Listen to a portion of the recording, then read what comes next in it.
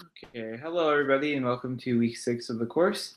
So today we're going to be talking about um, comparing the different theories. Like we're going to be looking at the different theories that we've talked about and kind of comparing them a little bit. And then also looking at a little bit more detail with the dynamic systems theory. So this week you had to read, so at least for this lecture anyway, you had to read the Sugita, McEwen et al., and then the Dornier 2010 article. And then you had group presentation number 2 that you also had to read for Ushida 2006. So this lecture is going to go over the first 2 articles, and then you're going to go ahead and watch presentation number 2, that group's video, online once I post it, and then you should have everything that you need for this week to do your assignments. So just to review a little bit, so when we talk about motivation, so it's best understood as an umbrella term. So we often throw around the term motivation, but it's not really like a fixed thing. We're not entirely sure what it is. So we like to think of it as kind of an umbrella, and then under that umbrella we have these things that we look at in order to determine the motivation behind a person. So these are the ways that we define motivation. We don't make it up. So what we have here is like, so why people decide to do something, how long people sustain the activity that they're doing, and how much energy they're willing to expend to pursue the activity. So these are the things that we look at in order to target that construct of motivation. So motivation is not something we can directly see, but we can actually kind of get at it by answering these questions a little bit more. Okay, so when we're talking about more motivational constructs, so all the theories that we've talked about up to this point, so Sugita and McEwen, they talk about how there's a lot of people who are very staunch and support only one construct or one theory, whereas there's others that are kind of they're willing to kind of combine them together. So look at a couple at a time or look at all of them. And so I like this example that they had from McIntyre et al. So yeah, a famous garden at the Ryoanji temple in Japan has 15 stones. The positioning of the stones is fascinating from any vantage point. An observer will see 14 stones, never all 15. Contemplating the meaning of the garden at Ryoanji raised for us, what does it mean to take a perspective? Okay, so the idea here is that you can take a perspective, you can look at one, but you're not getting the full picture. Okay, so just like in this garden, if you stand on one spot, you won't see all 15 stones. You'll only see 14 of the 15. So you need to go from a different perspective to see the one that you're missing. And so the same goes with research. So constructs and theories must be considered together to get a fuller understanding of what's going on. So it's not enough to just look at one construct or one theory. You have to kind of, and this is the purpose of this article, they're kind of saying, well, you need to actually consider multiple theories in order to fully understand what you're looking at or what you're dealing with. Okay, so just a brief review of the major theories. So these are the 3 that they're actually using in their study. So they start off with talking about Gardner's socio-educational model.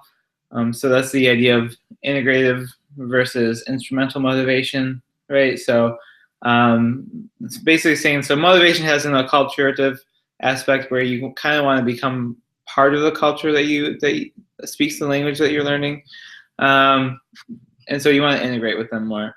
And another one, so and then instrumental motivation is the motivation to learn for a practical reason, so to get a job, for self-improvement, something like that.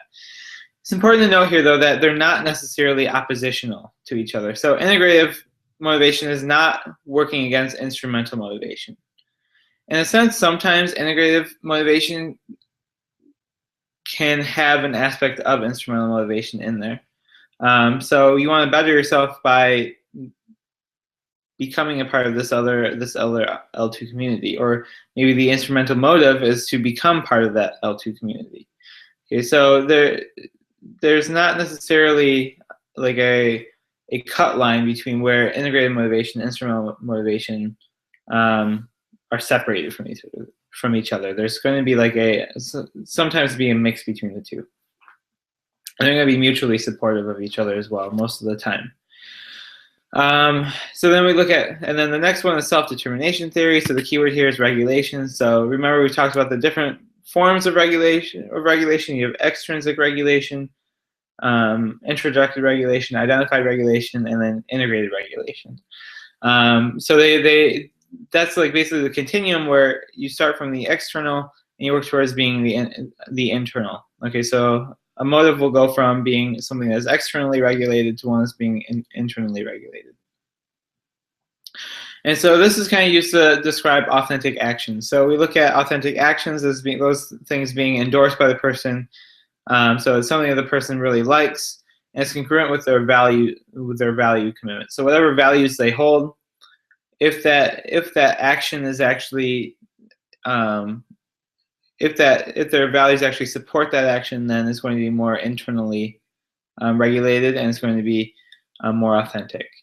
Okay, so we have that, and then yeah, and so they actually mention a different type of motivation that's talked about in self-determination theory that we haven't really talked much about yet, and that's the idea of like seeking out novelty. So when we start off with something new that we haven't really seen before, we're going to be a lot more motivated to continue with it at least at the beginning.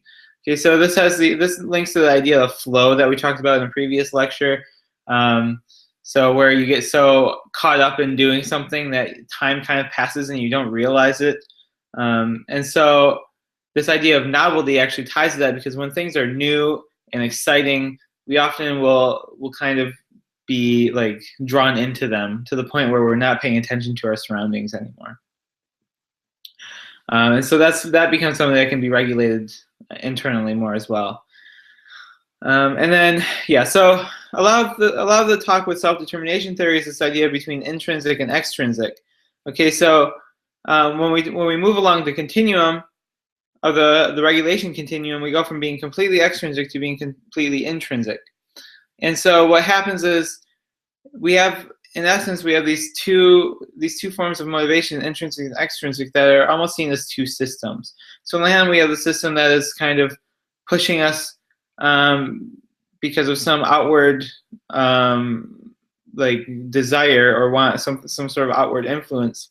So if it's the extrinsic system, kind of looks at the extent to which the influence is externally or internally regulated.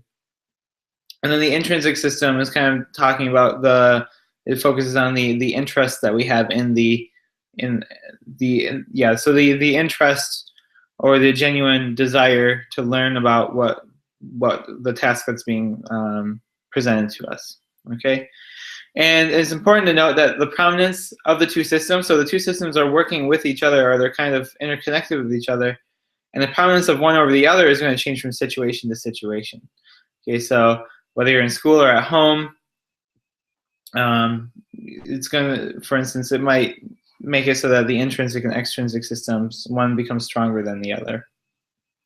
Okay, and I'm not going to go into too much detail about this because we've already talked about it a lot. So the L2 motivational self system was another one they talked about. So yeah, just remembering, so the ideal L2 self, the R2 L2 self, and then the learning experience, the three major components there.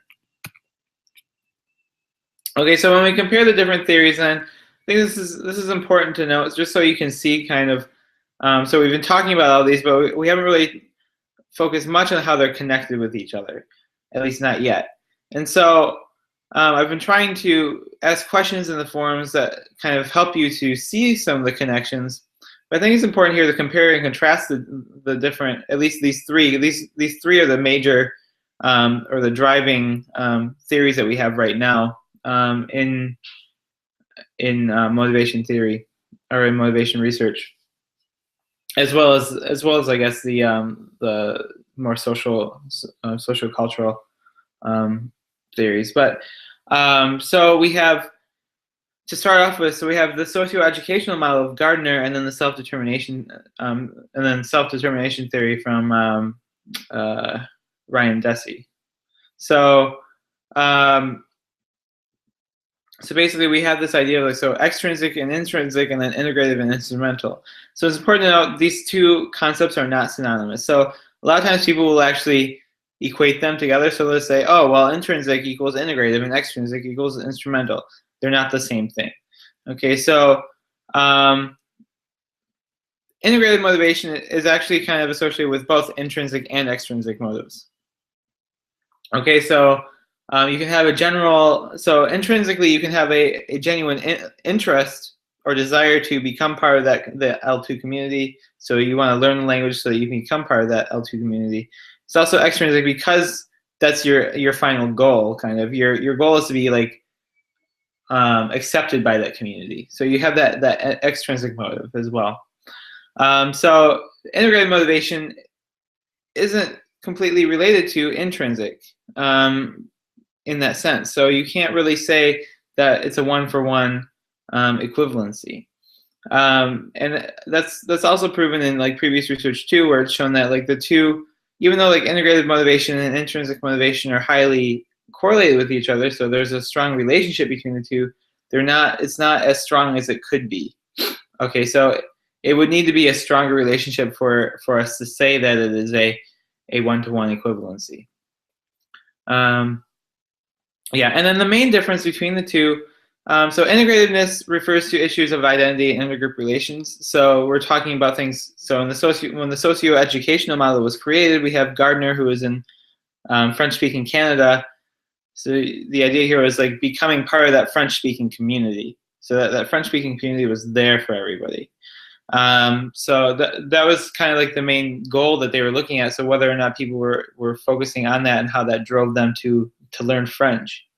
And then, so there's that, and then self-determination theory, or SDT. So those orientations in that refer to issues of learning engagement. So SDT theory, or SDT, is actually more focused on learning and engagement. So how the learning environment, not the learning environment, but how learning proceeds based on effort and everything like that. We're not, so the focus of the two is very different. Okay, so we're looking at the learning environment and the actual learning that's going on, or the effort that's put into that learning with SDT, and then with integrativeness, we're referring to how identity and intergroup relations are influenced by these different motives. Okay.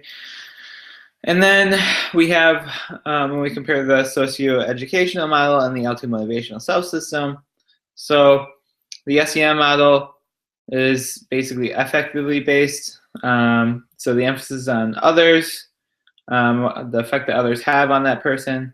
And the L2 motivational self-system is cognitively based. So it's an emphasis on the self. So where you see yourself being in the future, essentially. So your future possible self, you take your future possible self and you say, this is where I see myself being, okay? And then it's cognitively based, as we'll talk about later, because you're kind of appraising your process towards that future possible self, and adjusting based on that.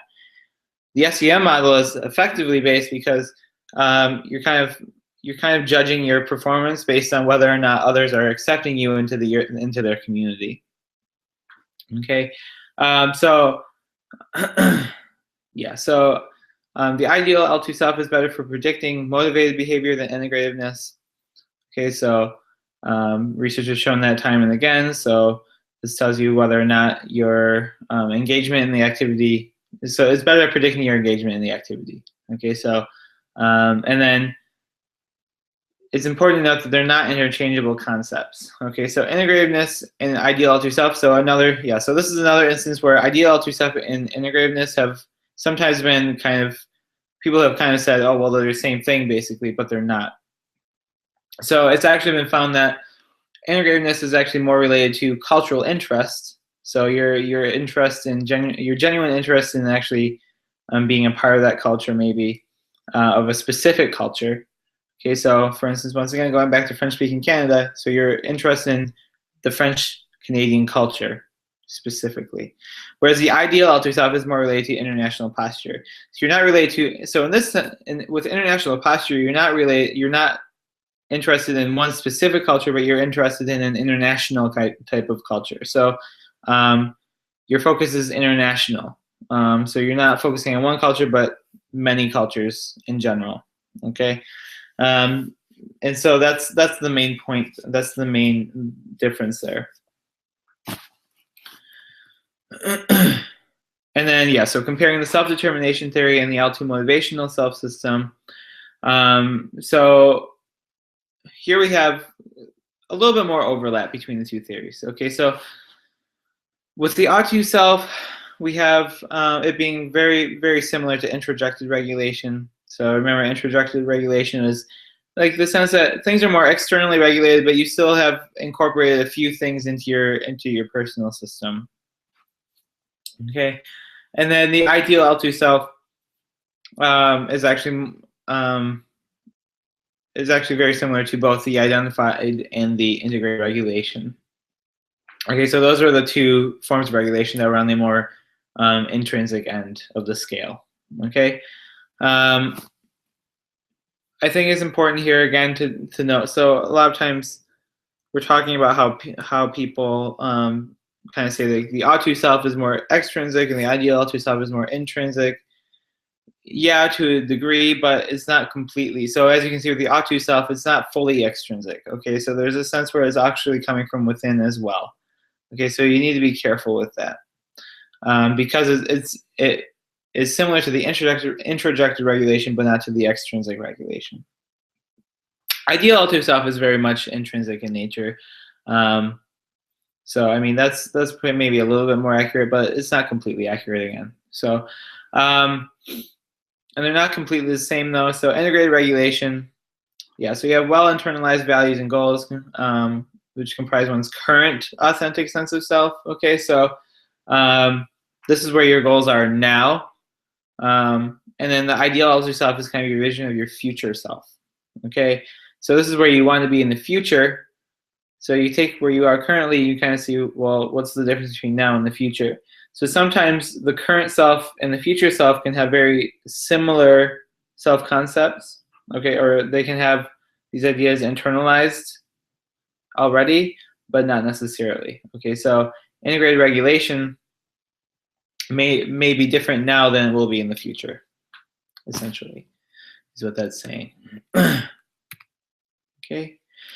And so looking further at Sugita and McEwen et al. In their study, so they actually they take all of these three theories and they want to see, okay, so how are these all predicting? How are these working together to predict motivational behavior and affect? Okay, so they're it's the idea that we want to see. So how can we use these different theories in order to get a fuller picture of the concept of motivation? So how these different theories function together.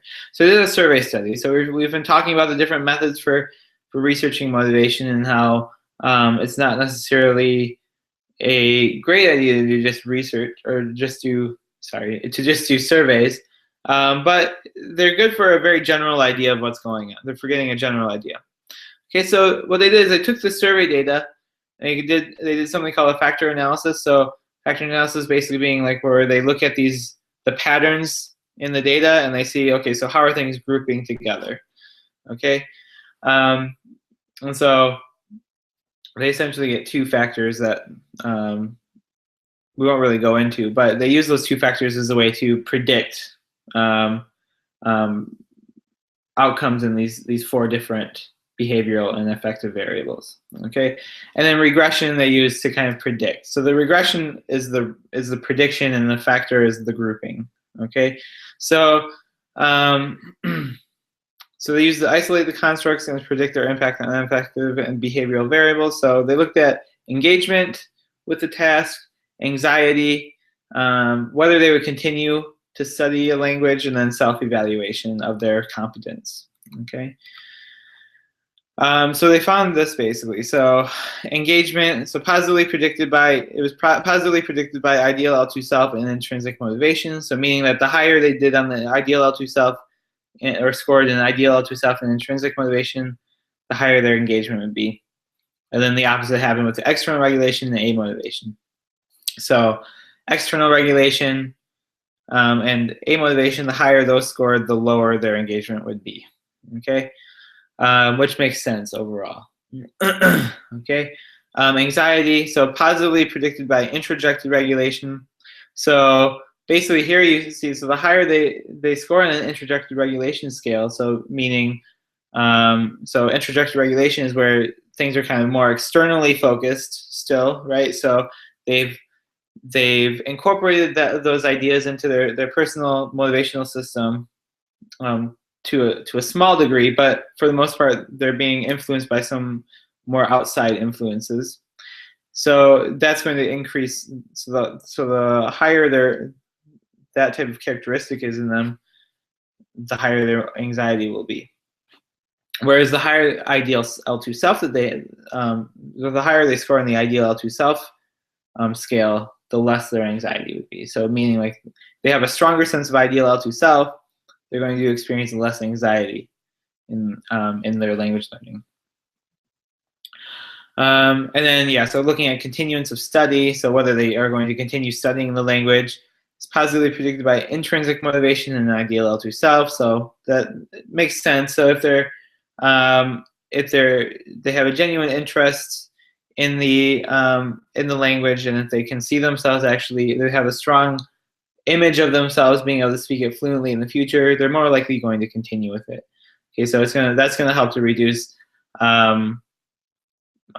like frustration and whatnot, or stress. And then, yeah, it's negatively predicted by A motivation. So lack of motivation is definitely going to make it so that you don't want to continue the study. And then introjected regulation, once again. So if it's something that is being imposed on them from outside, so for instance, if it's just like a language requirement that they're fulfilling by the school, then so it's something that they know they have to do, so they're pushing that onto themselves, and then the school is also pushing it onto them. They're going to study it until they have to, and then most likely stop studying after that. Okay, and then self-evaluation. So this is basically just, it's not negatively predicted by any of the variables that they came up with, but it is positively predicted by integrated regulation. Okay, so if they have a higher, if they've started to, if it's like completely intrinsically motivated, kind of. So if it's intrinsically regulated completely, then they're going to have a higher degree of, or a higher self-evaluation in terms of their competence for that language. Okay. So basically, what does this all tell us other than it gives us some neat numbers? So it basically tells us, so the two theories that we see, so we have the L2 motivational self-system, and we have self-determination theory. So these are actually good for use. They can be used to predict behavior and affective, behavioral and affective behavior, or outcomes. Sorry, and then so they're good. So it really, if you only look at one theory, you're not getting the full picture. But if you look at both, you get a better idea of what's going to happen to those students. Okay, so what are they going to do? You get a better idea. And then the other thing they say, so integrated motivation did not predict anything in their study. Okay, so going back to the socioeducational model, so they found that idea of integratedness from there did not actually predict anything, any of the factors or variables in their study. They said that that's not necessarily a bad thing, though.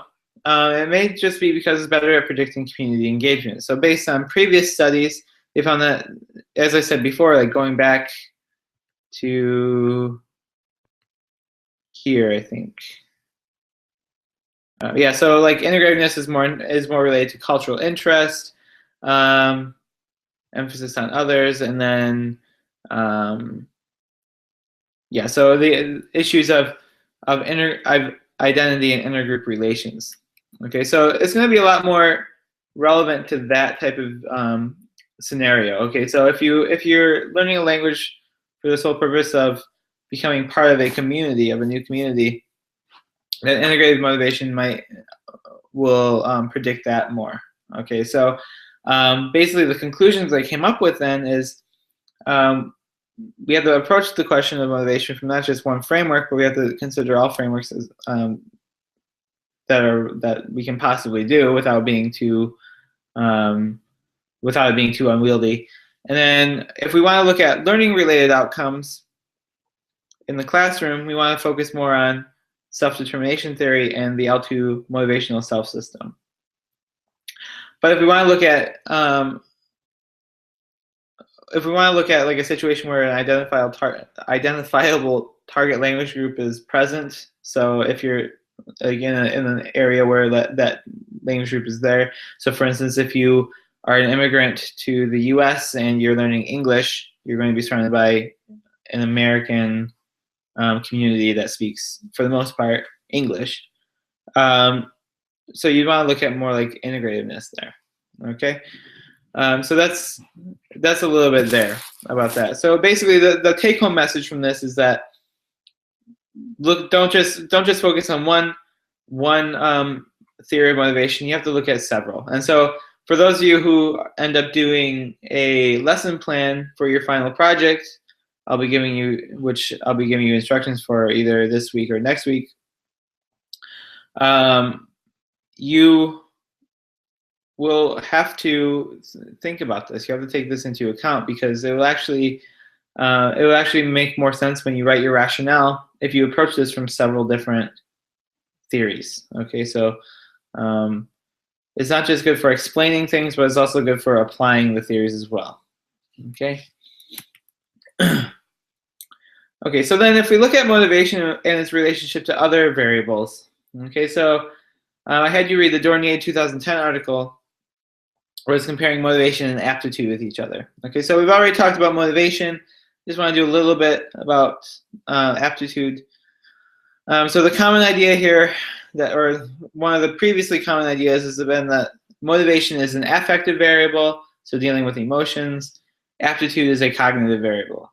Okay, so and so when we talk about aptitude, so like motivation, it's also an umbrella term for a collection of basic abilities. Okay, so we can't directly measure aptitude. We have to kind of look at smaller basic abilities to kind of get a better picture of what aptitude is. Okay, so the problem with aptitude, though, is it's often been defined in relation to like a single test score. So if you've taken SLS 302, I'm sure you talked about aptitude tests there. So for instance, the MLAT. And so basically what that does is it looks at different categories of language ability. The problem is that these categories were developed based on the test results. So it was a post hoc kind of, it was an after the fact kind of thing. So they created the test without any real direction. It was kind of trial and error. They gave the test, and then based on that, they kind of just said, okay, so these are the categories that aptitude consists of. So they didn't really approach it with a very theoretical basis. Okay, so that makes it so the test kind of lack validity. And so there's a problem there. And so you've seen, this is why we've seen like in more recently anyway, like research in SLA has kind of moved away from using the term aptitude and has moved towards like cognitive abilities. So focusing on different cognitive abilities rather than aptitude. Okay. So when we talk about individual difference variables, so often like motivation and aptitude have been lumped under the umbrella of individual differences. Okay.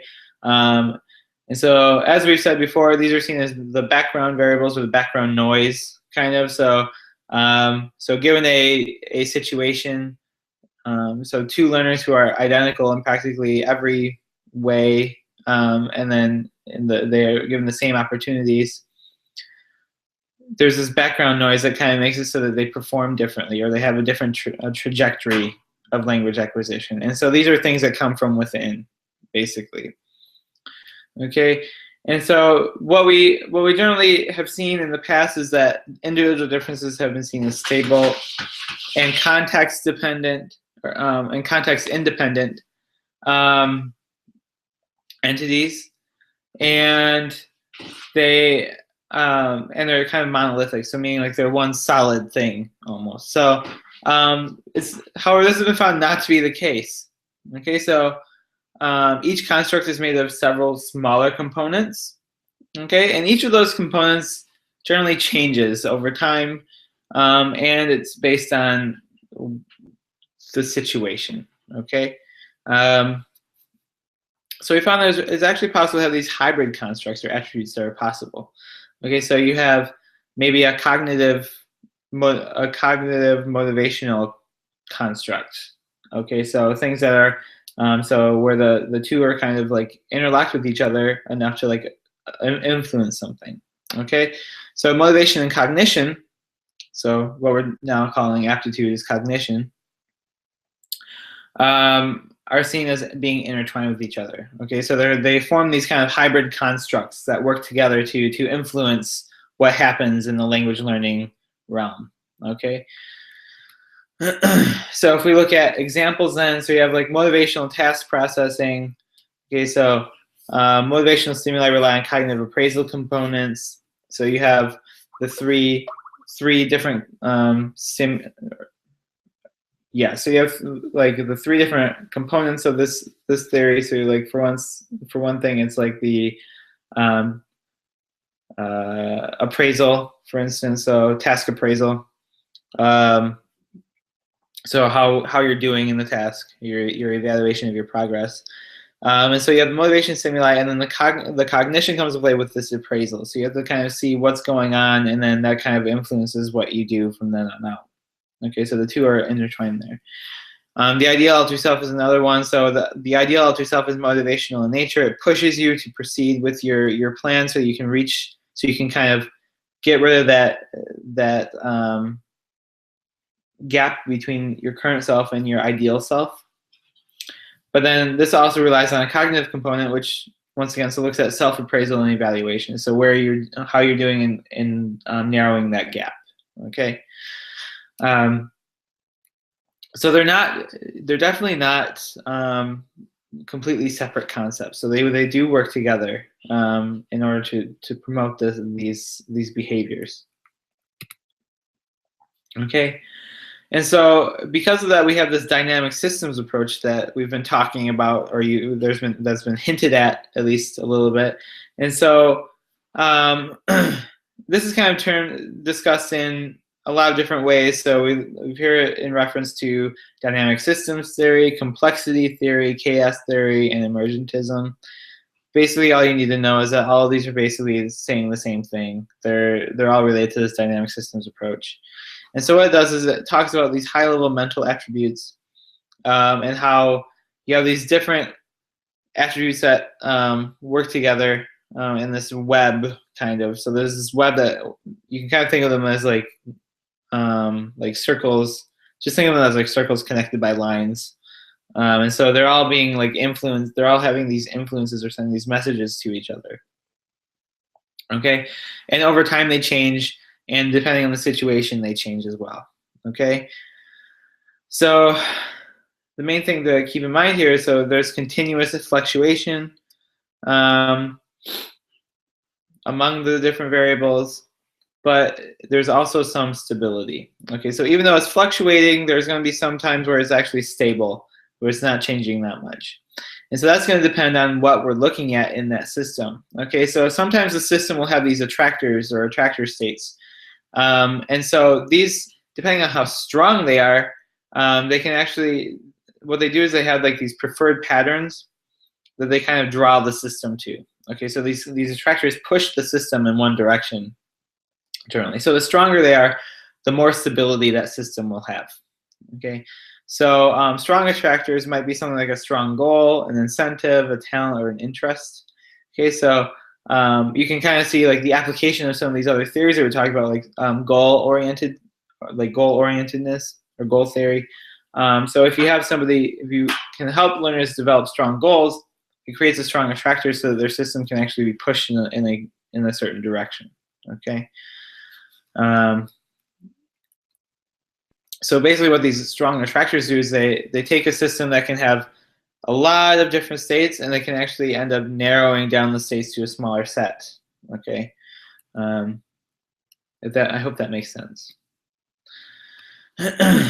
So then the question is, so if we have all these different things that seem to be really intertwined and interconnected to each other, so like motivation and cognition, is it possible for us to actually look at them like as if they're separate from each other? And the answer is yes. And so this comes from what Dornier calls the phenomenological perspective. And so that's just because, and so basically what that says is that they feel different. So I talked about this before. This is basically a little bit of a review from what we talked about in the Dornier and Uchiota book. But so motivation and cognition, they feel different to us. Okay, so experience tells us that they're different. Okay, so motivation is basically the wanting of something, and cognition is basically just the thought or the cold intellect. So there's not really anything that we can ascribe to cognition. It's just there. Okay, and motivation is just almost like a feeling of a feeling we need to want something. Okay, so yes, there is a basis for separating the two. Even though they are very much intertwined with each other and interconnected, they still are almost like separate entities of their own. Okay. So you have to consider all aspects together, and considering them, because considering them in isolation only paints part of the picture. So just like we shouldn't actually just consider one theory because it only paints part of the picture. We also need to consider all these different aspects. Okay, so motivation and cognition, and then the third one was also emotion. So we need to consider all three of those together in order to get a better idea of what's going on in the system. So of what's pushing somebody towards a certain behavior. Okay, and so we talk about this in terms of higher order amalgams. Okay, so when we talk about cognition and motivation and whatnot, we have these complexes. So aptitude complexes are one thing. So Dornier makes a reference to Peter Robinson. So basically we have aptitude complexes that are the sum of lower level abilities that are grouped into second order cognitive factors. And then so these kind of become these things like, so cognitive resources like attentional and working memory capacity, primary abilities, which would be pattern recognition and processing speed, and then higher order abilities like noticing the gap in metalinguistic rule rehearsal. So then these kind of all come together to influence the actual learning, like some of the learning capabilities of the person learning the language. And then we have like interests, used in a very general sense. So cognition can actually be used to shape both interest and motivation. Okay, and then possible selves would be like self-appraisal. Once again. Okay, so I mean this is basically just another overview of this dynamic systems theory. I mean the key point to take home is that so going back to this slide. So yes, the different aspects of that system are separate. So they are separate aspects. So we do want to consider them separately, but they all have an impact on the system. Okay, so they're all important. And then so something we hadn't talked about before was this idea of like attractors and attractor states. So you want to make sure, so the key idea here is like everything's working together, or everything is changing based on the situation and time. But we also want to make sure that we know, so the dynamic systems, there is some stability that exists in them. So they are drawn to a certain direction in terms of their motivation or how they're influencing the motivation. Okay. Okay. So that's the end for this lecture. So for next week, I'm going to, you're going to have to read Dornier Chapter 3. So this is going to be found in the resources folder. It's not the same textbook, it's a different one. It's the one that I recommended that you buy, but you didn't need. And then, let's see. So you're going to watch group presentation number 2's video. And make sure that you watch that all the way through. And then you're going to do the forum posting for them so that so they have 2 questions that they've asked about their article, so you'll answer their questions. And then so the project proposal. So I've uploaded your final project proposal guidelines. So that will be due in 2 weeks from yesterday, so Sunday. And then yeah, so there was originally a reading quiz posted or on the schedule for this week, but actually I changed it, so it's going to be next week. So I've adjusted the schedule a little bit. Okay, so that should be that. So so that's it for this week. As always, if you have questions, just send me an email, and then just be sure to keep an eye out for your emails about announcements and everything, and stay on top of things. So have a good week.